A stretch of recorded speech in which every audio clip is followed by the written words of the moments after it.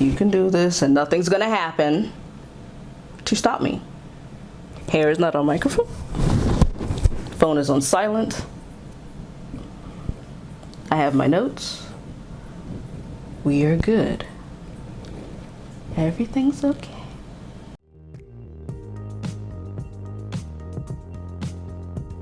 Ladies, it is your girl, Jess, Cupcake Kavara, whatever you want to call me. I am back with my second episode, as promised, regarding magic in the Irregular at Magic High. When you look up trying to find out how magic works, whether it be on the wiki, whether it be in the on YouTube, really, you'll find a lot of information that doesn't really. They use the actual source material to explain it to you, but the source material is derived from something else.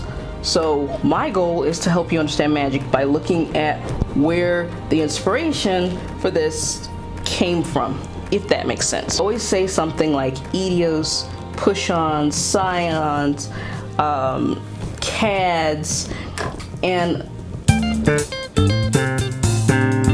frankly, all of those terms can get really confusing. All of those terms can also be used to explain each other, which doesn't help actually have someone understand what magic is in this world. That makes sense? Key to understanding how the magic works. You don't have to understand all the things about philosophy or Plato's theory of forms, which is where this comes from, in order to understand it, but if you even get the basic understanding of it, it will actually make things click a lot easier. Plato, who was a student to Socrates, he came up with a theory, which as I said, was called the theory of forms. In this theory, he believed that there is a realm that's equally as real as our realm, that has the ideal of everything that exists in our realm held within it. Yeah, okay?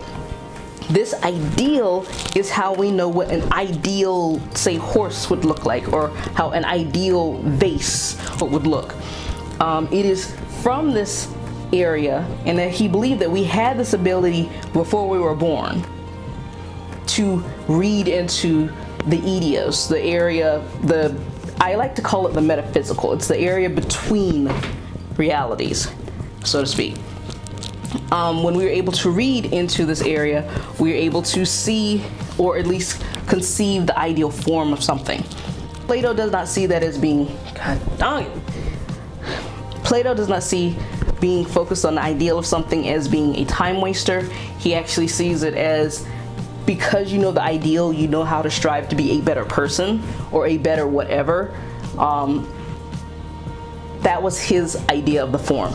Now, form was actually taken from a concept back then, and still it's actually a concept we still kind of use in art, that you have a master, or whoever was the great creator or the universe or whatever, in the case of post-edit Cupcake here. I was making some soaps since I am home now, and I thought of a better way to express how they're talking about Edios and magic outside of the philosophy of it, just in how they describe the technicality. If you think of the soap as the Edios, as the magic that you would pour into your spells. If you're pouring the magic into nothingness, you're not going to get anything out of it. But you pour it into the form, then you have a viable result. Now, the oils that I'm going to put in, think of those as the changes that you want expressed in the new interpretation of what you are creating in the real world. So that's basically what's going on with the Irregular Magic High when they are modifying or changing reality. That's what they're referring about when they call it Edios in the form and meditating and things like that. Because so I'm gonna send you back to Pasky. The master, my teacher, carved a statue of a woman. This statue is done, and it's typically a smaller version. Sometimes it's a life-size version. Sometimes it was a full size that the master artist would do. And then me, as a student artist, I would look at that form and then try and duplicate it. It is the pretty common and not too wrong belief that if I possess the original form of it, I would create a better copy, okay? But I could also have the original form of it, and then when I make my copy, change it. So that's where the idea of form is. Form, idios, can take on several different translations. Idios can mean idea, blueprint, it can mean archetype. And so when they are saying they are reading the idios, they are reading into the metaphysical the ideal form of whatever they are influencing. Now, true and reliable knowledge is only found with those who can comprehend the true essence, the true form, the true idios of the world. So in order to perceive the idios clearly, you have to receive difficult education.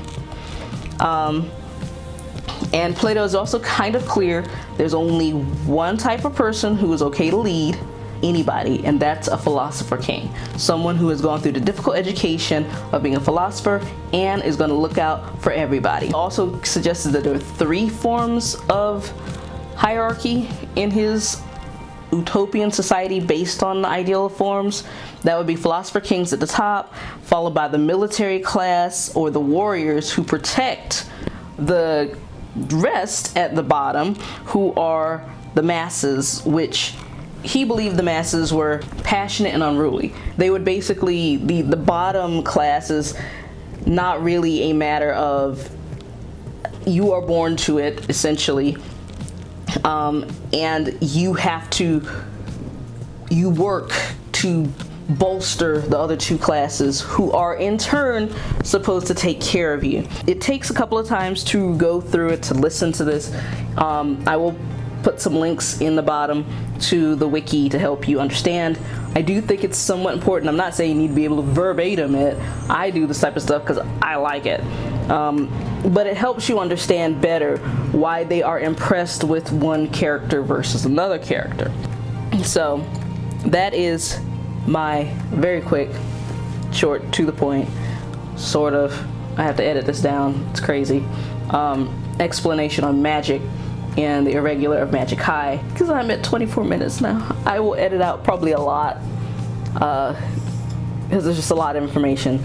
But I will put links to not only wiki, but I will also put a link to a short video that I think is very good on explaining Plato's idea of forms. And actually, the more you look at the philosophy, the more you kind of see how possibly the magician's hierarchy is set, or at least how they view the world is kind of manipulated by this to a certain extent, or at least how the writer is using it as well. The video is actually going to be about CADs, maybe a little bit more about how they work, but more so the different types of CADs. There are different types of CADs, what they're used for, and why it matters, really. I hope you enjoyed it. If you did, drop a like. If you'd like to hear more of my random ramblings that I often do when I decide to make a pot of tea and I start thinking too much and doing too much research, hit the subscribe, hit the bell, because it might be the only way you find out that I ever posted anything. If my life would get out of my way.